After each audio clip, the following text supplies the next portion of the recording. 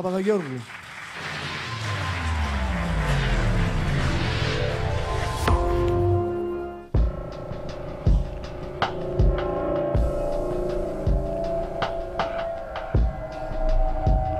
Okay. You raise the standard. Next team will actually give RFIDs. Okay. So, City Full of Errors is a cross-media game that offers you the possibility to document, share, and then go out and fix the errors of your big city. Your time starts. Once upon a time, there was a beautiful, bright, and glorious city. Plato said that a city is what it is because its citizens are what they are.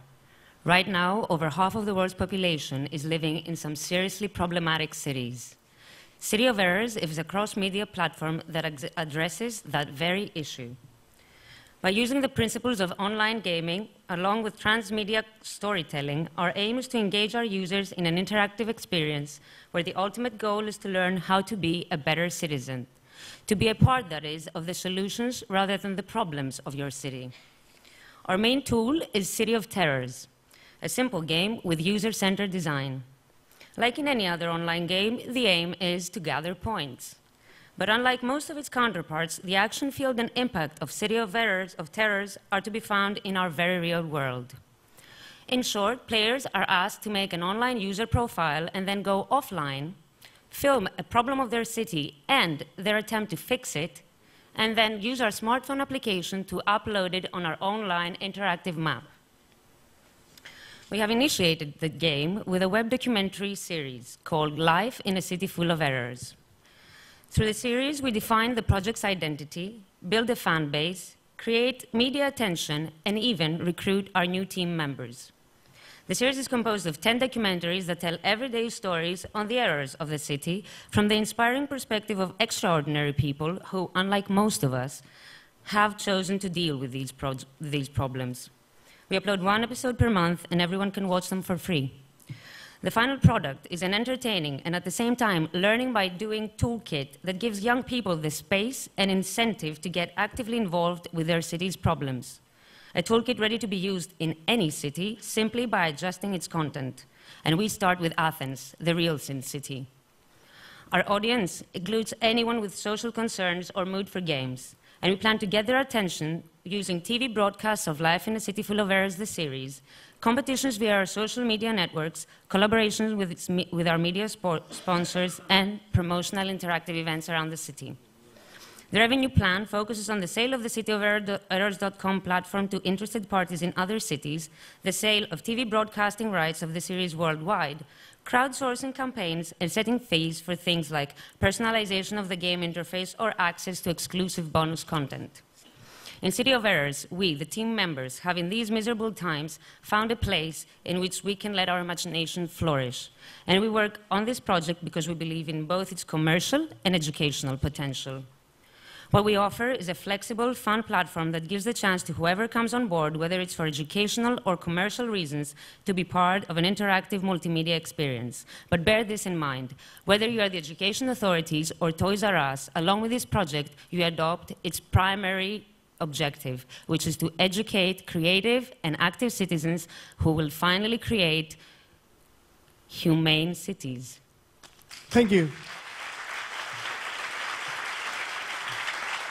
Thank you, Myrto. Get ready for a lot of questions, I think. And I'll start from Alexandra. Ooh, wow. You have been working for how long? You have this project running, right? Well, actually, the idea came 3 years ago. I have pitched this project in 3 pitches in documentary festivals and cross-media documentary festivals, which is a trend in the documentary game. And we actually got the site online 4 months ago, but I've actually been working on it for 3 years now. Okay, so basically 2 questions, actually. I want a little bit more or elaboration on your revenue model and how you're making money up to now, and also what kind of results you've had. I mean, are you fixing things? Actually, we first of all get a lot of views. We've been online for 4 months, but actually we started our campaign a month ago. We already have 20,000 views just by us posting on Facebook our videos, just by that. As far as the revenue model is concerned, the actual magic of it is that our viewers are no longer viewers. They are the people who do our distribution, the people who do donations and therefore help us fund the project, people who participate in the project. And as I said, we already recruit team members for that. Up to now, we have been working as volunteers in this project. The project was awarded 7,000 euros in a documentary film festival in Thessaloniki, but that didn't get us very far. The thing is, right now, the situation as it is, that's why I didn't get into the names of the team, just the spirit of the team, because really you don't know how many people actually email us and ask us how can they help. You know, they send us their CVs. They just send us, you know, a line, how can I help, you know? This thing brings us together, and that's the important thing. And actually, what we're doing is we're using the traditional media because we haven't excluded them. You know, we are talking about TV broadcasting rights and our revenue model. You know, we don't exclude them. But on the other hand, you know, the power we have right now, because in Greece television is dead, all over the world, I hope, but you know, we have a great tool as filmmakers and as social changers and as creative people, you know, and that gives us the liberty to do whatever we want, you know, and we're actually doing it because we have to right now, living where we live. Okay, so up to now, I guess donations, and are you sustainable? Our donations? Up to now, you mentioned only donations and then future plans. Yes, are you sustainable right now through donations, yes. Okay. But we do want to go into a more serious crowdfunding campaign. Okay. Okay. You have passion, but try to give shorter answers, okay? Sorry. No, it's okay. You have passion. This is good. This is good. And you have a great social entrepreneurship, I think, component inside. Harry. Yeah, I will repeat the same thing, so I will not be long. I fully get the social aspect of it. And I think that the whole structure and your positioning is on a social front, and I see it more as a non-for-profit organization that needs maybe funding from institutions or individuals or authorities that support other non-for-profit organizations, be it the prefecture or the region or the ESPA or whatever, or the donations. I do not see that as a fully commercially focused company. And I think you would be much happier if you kept that this way. That's my feeling. Is this correct? Can I say Yeah. something? Definitely for Athens, what we're doing is completely non-profit, and we are looking into that kind of funding. But I think there would be companies abroad, like, I don't know, the phone company in Berlin, you know, for example. Why wouldn't they spend their corporate responsibility funds Exactly. to us? But again, all the CSR funding, it's for a non-for-profit usually purpose. Mm-hmm. So whether it is, you know, the Mr. Zgouros giving some money from the PEP Attikis, or Vodafone from the CSR, or myself donating, it's a different type of company compared to the purely for-profit, commercially focused company. Mm-hmm. Is that the same with the education authorities? If we went for example... I'm not saying it's wrong. I'm saying No, that it's I'm not. asking. It's a different investment. It's a different animal. Different approach. Yeah, Arnaud. Okay. you're right. I actually like to say that I think it's very, very interesting and great to have this. It makes me think a lot. There's a video about a guy cycling in New York. You guys seen that? Going down the bike lanes, and it reminds me of that. And I think that's great to Like see. social neighborhood, yeah. Great to see this in Greece. And absolutely, I get the sense you're not trying to build a big business here. You have a different aim, and that's fine. And it's not a startup in the commercial sense. It's, as I said, a social startup. So whether the form is a nonprofit, in a way, it's sort of irrespective. It's less of an investment.